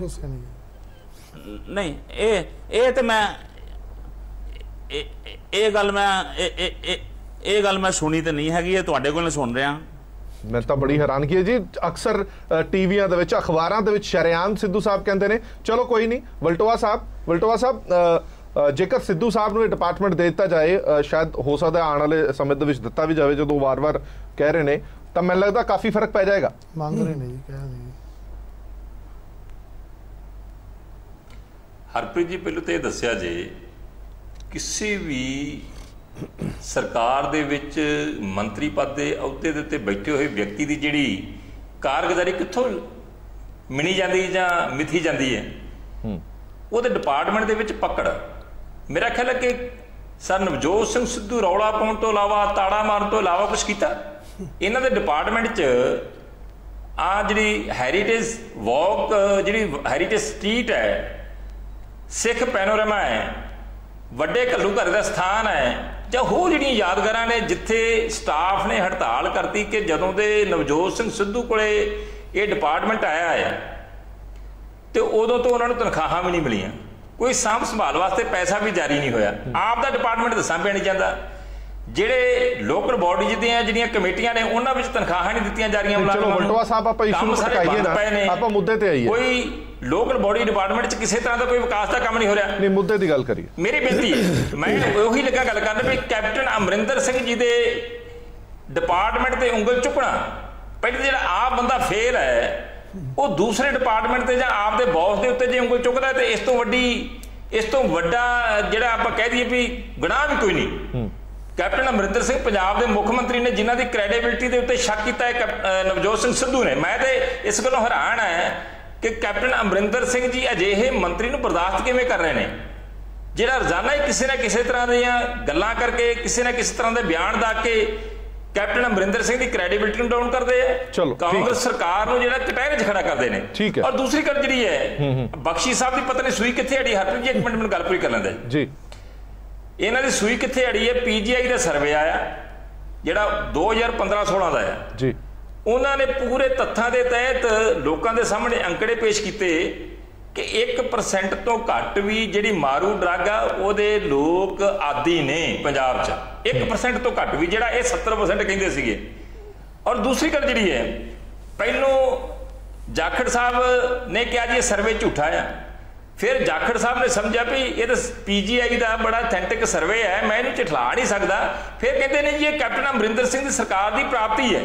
ਫਿਰ ਤੁਸੀਂ ਹੀ ਹਰਪ੍ਰੀਤ ਜੀ ਇਸ ਗੱਲ ਤੇ ਪੀਟੀਸੀ ਚੈਨਲ ਨੇ ਜਵਾਬ ਦਿੱਤਾ ਕਿ 2015-16 ਦਾ ਸਰਵੇ ਹੈ, ਜਿਹਦੇ ਨਾਲ ਕਾਂਗਰਸ ਸਰਕਾਰ ਦਾ ਜਾਂ ਕਾਂਗਰਸ ਸਰਕਾਰ ਦੀ ਕਾਰਗੁਜ਼ਾਰੀ ਦਾ ਕੋਈ ਲੈਣਾ ਦੇਣਾ ਨਹੀਂ। ਇਹ ਝੂਠ ਬੋਲ ਕੇ ਸਰਕਾਰ ਬਣਾ ਕੇ ਉਸ ਸਮੇਂ ਇਹਨਾਂ ਨੇ ਹਵਾ ਖੜਾ ਕਰ ਦਿੱਤਾ ਹਰੇਕ ਇਸ਼ੂ ਤੇ ਹੀ, ਚਾਹੇ ਕਿਸਾਨੀ ਦਾ ਮਸਲਾ ਸੀ, ਚਾਹੇ ਬੇਅਦਬੀ ਦਾ ਮਸਲਾ ਸੀ, ਚਾਹੇ ਡਰੱਗ ਦਾ ਮਸਲਾ ਸੀ। ਠੀਕ ਹੈ ਇਹਨਾਂ ਨੇ ਸਾਰਿਆਂ ਨੂੰ ਟਾਈਮ ਦੇਣਾ ਪਊਗਾ। ਮੈਂ ਵਾਪਸ ਆਣਾ ਸੰਘੇੜਾ ਸਾਹਿਬ, ਮੈਂ ਇੱਕ ਗੱਲ ਜਾਣਨਾ ਚਾਹਨਾ। ਕਮਲ ਜੀ, ਮੈਂ ਤੁਹਾਡੇ ਕੋਲ ਵੀ ਵਾਪਸ ਆਵਾਂਗਾ। ਜਿਹੜੀ ਗੱਲ ਮੈਂ ਕਮਲ ਜੀ ਤੋਂ ਪੁੱਛੀ ਹੈ ਕਿ ਇੱਕ ਕੈਬਨਿਟ ਮੰਤਰੀ ਜਦੋਂ ਇਹ ਕਹਿੰਦਾ ਕਿ ਇਹ ਡਿਪਾਰਟਮੈਂਟ ਮੈਨੂੰ ਦਿੱਤਾ ਜਾਵੇ ਤਾਂ ਮੈਂ ਦਿਖਾਣਾ ਕਿ ਕਿਵੇਂ ਕੰਮ ਹੁੰਦਾ, ਫਿਰ ਲੋਕਾਂ ਦੇ ਵਿੱਚ ਪ੍ਰਭਾਵ ਕੀ ਜਾਂਦਾ? ਜੇ ਉਹ ਡਿਪਾਰਟਮੈਂਟ ਠੀਕ ਕੰਮ ਕਰ ਰਿਹਾ ਤਾਂ ਇੱਕ ਕੈਬਨਿਟ ਮੰਤਰੀ ਕਿਉਂ ਕਹਿ ਰਿਹਾ ਕਿ ਡਿਪਾਰਟਮੈਂਟ ਦਿੱਤਾ ਜਾਵੇ ਮੈਨੂੰ? ਮੈਂ ਵੈਸੇ ਇੱਥੇ ਟਿੱਪਣੀ ਨਹੀਂ ਕਰਨੀ ਚਾਹੁੰਦਾ। ਪ੍ਰਭਾਵ ਤਾਂ ਹਰਪ੍ਰੀਤ ਜੀ ਸਪਸ਼ਟ ਹੀ ਜਾਂਦਾ ਹੈ ਵੀ ਡਿਪਾਰਟਮੈਂਟ ਕੁਝ ਨਹੀਂ ਕਰ ਰਿਹਾ। ਮਤਲਬ ਸਿੱਧੂ ਸਾਹਿਬ ਇੱਕ ਸੀਨੀਅਰ ਮੰਤਰੀ ਨੇ, ਉਹਨਾਂ ਨੂੰ ਨਹੀਂ ਇਸ ਤਰ੍ਹਾਂ ਦੀ ਗੱਲ ਕਰਨੀ ਚਾਹੀਦੀ। ਨਾਲੇ ਹੋਮ ਡਿਪਾਰਟਮੈਂਟ ਜਿਹੜਾ ਹੈ ਜਾਂ ਪੁਲਿਸ ਡਿਪਾਰਟਮੈਂਟ ਜਿਹੜਾ ਹੈ, ਉਹ ਮੁੱਖ ਮੰਤਰੀ ਸਾਹਿਬ ਜਾਂ ਪਹਿਲਾਂ ਵੀ ਇਸ ਤਰ੍ਹਾਂ ਸੀਨੀਅਰ ਮੰਤਰੀਆਂ ਕੋਲ ਹੀ ਰਿਹਾ ਆ, ਤੇ ਇਹਨਾਂ ਦਾ ਇੰਟੀਰੀਅਰ ਇਹ ਅੰਦਰੂਨੀ ਮਾਮਲਾ ਆ। ਕੈਬਨਿਟ ਦਾ ਮੁੱਖ ਮੰਤਰੀ ਸਾਹਿਬ ਦਾ ਪ੍ਰੈਰੋਗੇਟਿਵ ਆ, ਉਹਨਾਂ ਨੇ ਕਿਹਨੂੰ ਡਿਪਾਰਟਮੈਂਟ ਦੇਣਾ ਹੈ। ਜੇ ਇਸ ਤਰ੍ਹਾਂ ਦੀ ਕੋਈ ਗੱਲਬਾਤ ਵੀ ਆ, ਉਹਨਾਂ ਨੂੰ ਇਨ ਕੈਮਰਾ ਇਨ ਪ੍ਰਾਈਵੇਟ ਮੁੱਖ ਮੰਤਰੀ ਸਾਹਿਬ ਨਾਲ ਗੱਲ ਕਰਨੀ ਚਾਹੀਦੀ ਹੈ। ਪ੍ਰੈਸ ਦੇ ਵਿੱਚ ਇਹਨਾਂ ਦਾ ਕਹਿਣਾ, ਸਿੱਧੂ ਸਾਹਿਬ ਦਾ ਕਹਿਣਾ ਜਾਂ ਚੰਨੀ ਸਾਹਿਬ ਦਾ ਕਹਿਣਾ ਵੀ ਜੇ ਰਿਸ਼ਵਤਖੋਰੀ ਖਤਮ ਨਾ ਹੋਈ ਮੈਂ ਅਸਤੀਫਾ ਦੇ ਦਾਂਗਾ, ਉਹ ਸਾਰੀਆਂ ਮਤਲਬ ਥੋੜੀਆਂ ਹਾਦਸੋਹੀਣੀਆਂ ਜਿਹੀਆਂ ਗੱਲਾਂ ਨਹੀਂ ਹੋਣੀਆਂ ਚਾਹੀਦੀਆਂ। ਜ਼ਿੰਮੇਵਾਰ ਮੰਤਰੀ ਜਿਹੜੇ ਕੈਬਨਿਟ ਰੈਂਕ ਤੱਕ ਜੇ ਕੋਈ ਮੰਤਰੀ ਹੈਗਾ ਜਾਂ ਈਵਨ ਰਾਜ ਮੰਤਰੀ ਵੀ ਹੈ, ਈਵਨ ਐਮਐਲਏ ਵੀ ਹੈ, ਬੜੇ ਜ਼ਿੰਮੇਵਾਰ ਅਹੁਦੇ ਤੇ ਨੇ, ਉਹਨਾਂ ਨੂੰ ਇਸ ਤਰ੍ਹਾਂ ਦੀ ਗੱਲਾਂ ਨਹੀਂ ਕਰਨੀਆਂ ਚਾਹੀਦੀਆਂ। ਪਰ ਇਹ ਕਾਂਗਰਸ ਦਾ ਅੰਦਰੂਨੀ ਮਾਮਲਾ ਹੈ, ਪੰਜਾਬ ਸਰਕਾਰ ਦਾ ਅੰਦਰੂਨੀ ਮਾਮਲਾ ਹੈ, ਇਨਡਿਸਪਲਿਨ ਹੈ। ਵੈਸੇ ਇਹ ਬਾਜਵਾ ਸਾਹਿਬ, ਇਸ ਤੇ ਤੁਹਾਡੀ ਕੀ ਟਿੱਪਣੀ? ਦੇਖੋ, ਇੱਕ ਤੇ ਸਿੱਧੂ ਸਾਹਿਬ ਆਪਣੇ ਡਿਪਾਰਟਮੈਂਟ 'ਚ ਜੁੱਦੇ ਬੈਠੇ ਨੇ। ਸਸਪੈਂਸ਼ਨ ਤੋਂ ਇਲਾਵਾ ਸਸਪੈਂਡ ਕਰਨਾ, ਦੇਖੋ ਠੀਕ ਹੈ, ਸਕੈਮ ਹੈ, ਲੋਕੀ ਆਇਡੈਂਟੀਫਾਈ ਕੀਤੇ, ਕੁਝ ਸਾਰੀਆਂ ਕੁਝ ਪੁਰਾਣੇ ਹੈ, ਲੇਕਿਨ ਜੋ ਡਿਪਾਰਟਮੈਂਟ ਦਾ ਹਾਲ ਤਕਰੀਬਨ ਜਿੱਦਾਂ ਇੱਕ ਕਿਸੇ ਮਤਲਬ ਕਿ ਝੜੀ ਲਾਈ ਹੋਈ ਹੈ। ਸਸਪੈਂਸ਼ਨ, ਡਿਸਮਿਸਲ, ਸਾਰਾ ਦੇਖੋ ਠੀਕ ਹੈ, ਕੁਝ ਚੰਗੇ ਬੰਦੇ ਵੀ ਕੰਮ ਕਰਦੇ ਆ, ਔਰ ਕੁਝ ਲੋਕ ਇੱਦਾਂ ਦੇ ਇਹਨਾਂ ਨੇ ਚੁਣੇ ਨੇ, ਕੁਝ ਅਫਸਰ ਦੇ ਨਾਲ ਜਿਹੜੇ ਰਿਟਾਇਰਡ ਬੰਦੇ ਕੁਝ ਲਗਾਏ ਨਾ ਲਗੇ, ਜਿਹੜੇ ਆਲਰੇਡੀ ਕੁਝ ਪੁਰਾਣੇ ਸੀਗੇ ਜਿਹੜੇ ਕਿ ਡਿਪਾਰਟਮੈਂਟ ਦੇ ਵਿੱਚ ਟੈਂਟਡ ਸੀ ਜਾਂ ਕੁਝ ਨਾ ਕੁਝ ਰਿਟਾਇਰਮੈਂਟ ਤੋਂ ਬਾਅਦ ਉਹ ਸਲਾਹਕਾਰ ਹੈ।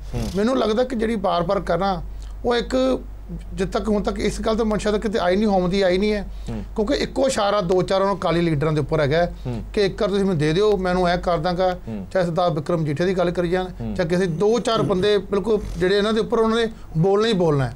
ਇਸ ਕਰਕੇ ਉਹਨਾਂ ਨੂੰ ਮਿਲਦਾ ਕਮੈਂਟ ਕਰਕੇ ਕਰਦੇ ਨੇ ਆਗੇ, ਲੇਕਿਨ ਮੇਰੇ ਖਿਆਲ ਇਹ ਗੱਲ ਹਾਂ ਬਿਲਕੁਲ ਹਾਂ ਬਿਲਕੁਲ ਥੋੜਾ ਨਹੀਂ ਜੀ, ਕਾਫੀ ਗਲਤ ਜਾਂਦਾ। ਹਾਂ ਪ੍ਰੋਫੈਸਰ ਸਾਹਿਬ, ਇੱਕ ਗੱਲ ਮੈਂ ਜ਼ਰੂਰ ਜਾਣਨਾ ਚਾਹਾਂਗਾ, ਤੁਸੀਂ ਬਹੁਤ ਸਾਰੀ ਡਿਬੇਟਸ ਦੇ ਵਿੱਚ ਹਿੱਸਾ ਲਿਆ। ਇਲੈਕਸ਼ਨ ਤੋਂ ਪਹਿਲਾਂ ਤੇ ਇਲੈਕਸ਼ਨ ਤੋਂ ਬਾਅਦ ਜਦੋਂ ਸਰਕਾਰ ਬਣੀ ਹੈ, ਇਲੈਕਸ਼ਨ ਤੋਂ ਪਹਿਲਾਂ ਜਿੰਨੇ ਜ਼ਬਰਦਸਤ ਤਰੀਕੇ ਦੇ ਨਾਲ ਨਸ਼ਿਆਂ ਦਾ ਮੁੱਦਾ ਚੁੱਕਿਆ ਗਿਆ ਸੀ, ਲੋਕਾਂ ਦੇ ਵਿੱਚ ਵੀ ਚਰਚਾ ਦਾ ਵਿਸ਼ਾ ਬਣਿਆ ਹੋਇਆ ਸੀ, ਔਰ ਉਸ ਤੋਂ ਬਾਅਦ ਹੁਣ ਜਿਹੜਾ ਹੁਣ ਨਸ਼ਿਆਂ ਦਾ ਮੁੱਦਾ ਦੀ ਗੱਲ ਇੰਨੀ ਵੱਡੇ ਪੱਧਰ ਤੇ ਨਹੀਂ ਹੁੰਦੀ ਜਿੰਨੀ ਪਹਿਲਾਂ ਹੁੰਦੀ ਸੀ।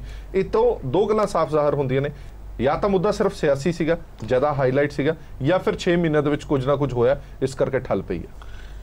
ਬਹੁਤ ਅੱਛਾ ਸਵਾਲ ਤੁਸੀਂ ਰੇਜ਼ ਕੀਤਾ ਹੈ।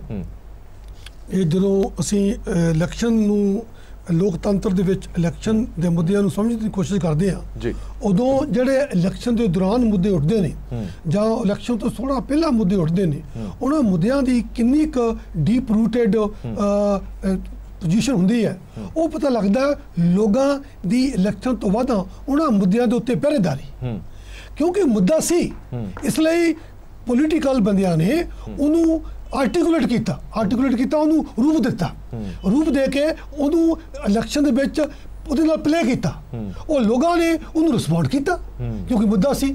ਪਰ ਕਈ ਵਾਰ ਇਹ ਵੀ ਦੇਖਿਆ ਜਾਂਦਾ ਹੈ ਕਿ ਇਲੈਕਸ਼ਨ ਦੇ ਦੌਰਾਨ ਕੁਝ ਜਿਹੜੇ ਮੁੱਦੇ ਬਿਲਕੁਲ ਨਹੀਂ ਹੁੰਦੇ ਉਹ ਵੀ ਮੁੱਦੇ ਬਣ ਜਾਂਦੇ ਨੇ, ਕਿਉਂਕਿ ਉਸ ਵੇਲੇ ਪੋਲਿਟਿਕਸ ਪਲੇ ਕਰ ਰਿਹਾ ਹੁੰਦਾ ਹੈਗਾ।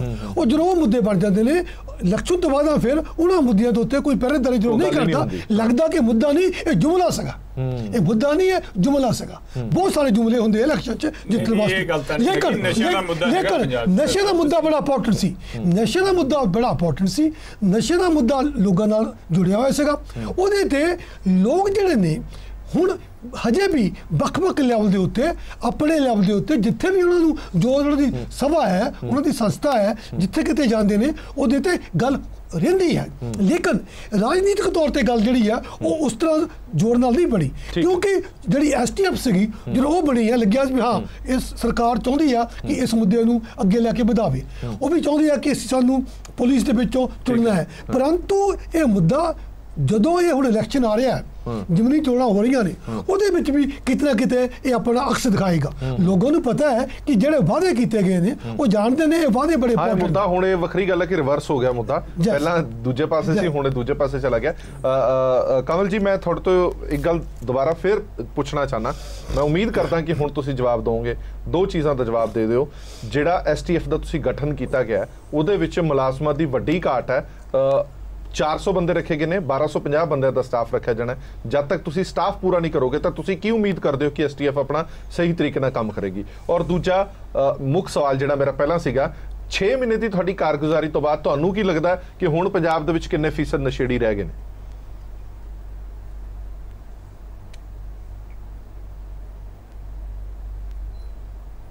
ਦੇਖੋ ਜੀ, ਮੈਂ ਇਸ ਤੋਂ ਪਹਿਲੇ ਤੁਹਾਡੇ ਸਵਾਲ ਦਾ ਜਵਾਬ ਦੇਣ ਤੋਂ ਪਹਿਲੇ ਇੱਕ ਗੱਲ ਕਹਿਣਾ ਚਾਹਨਾ ਜੀ ਕਿ ਜਿਸ ਤਰ੍ਹਾਂ ਮਨਸ਼ਾ ਦੀ ਗੱਲ ਹੋਈ ਆ ਉਹਦੇ ਉੱਤੇ ਮਨਸ਼ਾ ਸਾਡੀ ਬਿਲਕੁਲ ਕਲੀਅਰ ਹੈਗੀ ਆ। ਔਰ ਜੋ ਪਹਿਲੇ ਸਾਡੀ ਸਰਕਾਰ ਸੀ ਅਕਾਲੀ ਭਾਜਪਾ ਦੀ, ਜੇ ਉਹਨਾਂ ਦੀ ਇੰਟੈਂਸ਼ਨਸ ਦੀ ਗੱਲ ਕਰੀਏ ਜੇ ਕਲੀਅਰ ਹੁੰਦੀ ਤੇ ਇਹ ਡਰੱਗ ਅਬਿਊਜ਼ ਕਦੋਂ ਦਾ ਖਤਮ ਹੋ ਗਿਆ ਹੁੰਦਾ। ਠੀਕ ਹੈ, ਕਿੰਨੇ ਫੀਸਦ ਨਸ਼ੇੜੀ ਪੰਜਾਬ ਦੇ ਵਿੱਚ ਰਹਿ ਗਏ ਨੇ? ਸਿੱਧਾ ਸਪਸ਼ਟ ਸਵਾਲ। 6 ਮਹੀਨੇ ਦੀ ਸਰਕਾਰ ਦੇ ਵਿੱਚ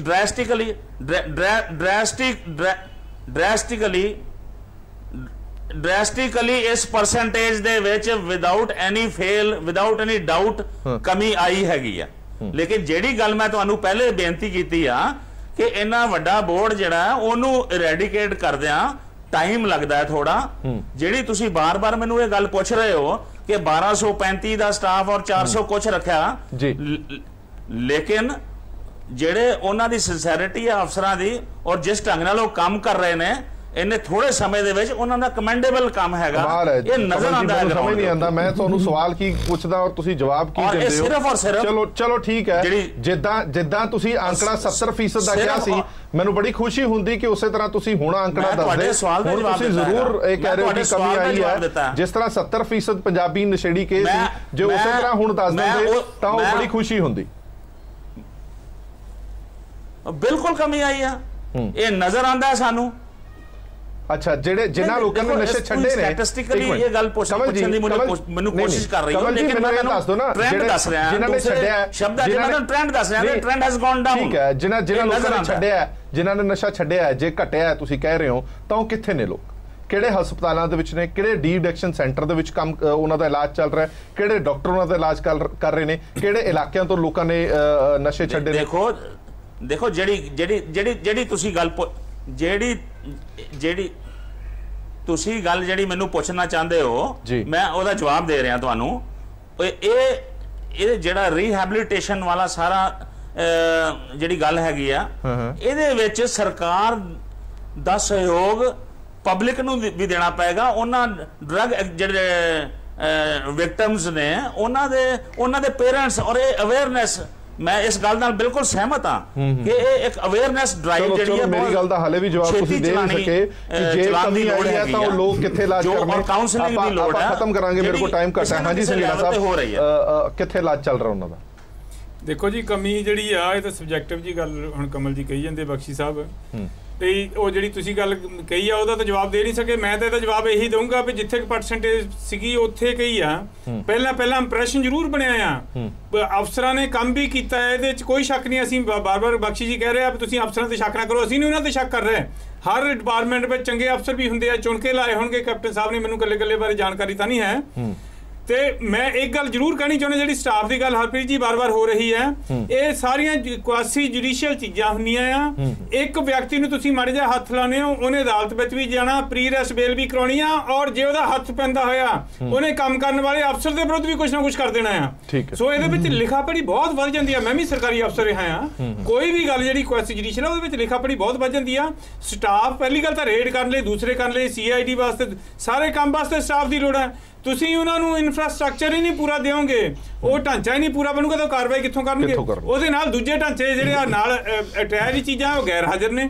ਕੋਈ ਫਿਜ਼ੀਸ਼ੀਅਨ ਦਾ ਨਾਂ ਨਹੀਂ ਸੁਣਿਆ ਕਦੀ ਕਿ ਰਿਹੈਬਿਲਿਟੇਸ਼ਨ ਸੈਂਟਰ ਜਿਹੜਾ ਕਿਹੜਾ ਆ ਜਿਹੜਾ ਪੂਰੀ ਤਰ੍ਹਾਂ ਇਕਵਿਪਡ ਆ, ਉੱਥੇ ਕੁਝ ਜਮ੍ਹਾਂ ਹੋਏ ਆ। ਦੇਖੋ ਇਹ ਬਹੁਤ ਘਰਾਂ 'ਚ ਸੇਕ ਲੱਗਿਆ। ਨਸ਼ੇ ਦੀ ਬੜੀ ਸੀਰੀਅਸ ਪ੍ਰੋਬਲਮ ਹੈ ਪੰਜਾਬ ਦੇ ਵਿੱਚ, ਜਿੱਦਾਂ ਰਿਸ਼ਵਤਖੋਰੀ ਦੀ ਤੇ ਬੇਰੁਜ਼ਗਾਰੀ ਦੀ ਹੈ। ਠੀਕ ਹੈ ਮਤਲਬ ਮੈਂ ਰਿਹੈਬਿਲਿਟੇਸ਼ਨ ਨਾਲ ਜੁੜਿਆ ਰਿਹਾ, ਕੁਝ ਬੱਚਿਆਂ ਦਾ ਮੈਂ ਦੇਖਿਆ ਹੈਗਾ ਆ। ਫਿਜ਼ੀਸ਼ੀਅਨ ਤੇ ਕਾਉਂਸਲਰ ਬਹੁਤ ਜ਼ਰੂਰੀ ਆ। ਅਸੀਂ ਕਾਉਂਸਲਰ ਦਾ ਤਾਂ ਨਾ ਹੀ ਨਹੀਂ ਸੁਣਿਆ, ਕਿਤੇ ਨਾ ਫਿਜ਼ੀਸ਼ੀਅਨ ਦਾ ਸੁਣਿਆ, ਕਿਹੜੇ ਬੱਚੇ ਦਾ ਇਲਾਜ ਕੀਤਾ ਨਾ, ਬੱਚਿਆਂ ਦਾ ਪਤਾ ਕਿਹੜੇ ਬੱਚਿਆਂ ਦਾ ਇਲਾਜ ਹੋ ਰਿਹਾ। ਬਿਲਕੁਲ ਠੀਕ ਹੈ ਜੀ। ਅਗਲੀ ਵਾਰ ਫਿਰ ਜਦੋਂ ਇਕੱਠੇ ਹੋਵਾਂਗੇ ਉਦੋਂ ਉਮੀਦ ਕਰਾਂਗੇ ਕਿ ਕੁਝ ਨਾ ਕੁਝ ਸਾਹਮਣੇ ਜ਼ਰੂਰ ਕਮਲ ਸਾਹਿਬ ਆંકੜੇ ਲੈ ਕੇ ਆਉਣ, ਚ ਪਤਾ ਲੱਗੇ ਕਿ ਜੇ ਨਸ਼ਾ ਘਟਿਆ ਤਾਂ ਉਹ ਜਿਹੜੇ ਨਸ਼ਾ ਛੱਡੇ ਲੋਕ ਨੇ ਉਹ ਕਿੱਥੇ ਗਏ ਨੇ ਔਰ ਕਿੱਥੇ ਉਹਨਾਂ ਦਾ ਇਲਾਜ ਚੱਲ ਰਿਹਾ, ਉਹ ਆંકੜੇ ਲੋਕਾਂ ਸਾਹਮਣੇ ਪੇਸ਼ ਕਰਨੇ ਬੜੇ ਜ਼ਰੂਰੀ ਨੇ। ਬਹੁਤ ਬਹੁਤ ਧੰਨਵਾਦ ਸਾਰੇ ਮਹਿਮਾਨਾਂ ਦਾ। ਮੇਰੇ ਕੋਲ ਟਾਈਮ ਘੱਟ ਹੈ, ਨਹੀਂ ਤਾਂ ਮੈਂ ਸਾਰਿਆਂ ਨੂੰ ਟਾਈਮ ਜ਼ਰੂਰ ਦਿੰਦਾ। ਦੇਸ਼ ਦੁਨੀਆ ਦੀ ਬਾਕੀ ਖਬਰਾਂ ਲਈ ਬਣੇ ਰਹੋ PTC ਨਿਊਜ਼ ਦੇ ਨਾਲ। ਧੰਨਵਾਦ।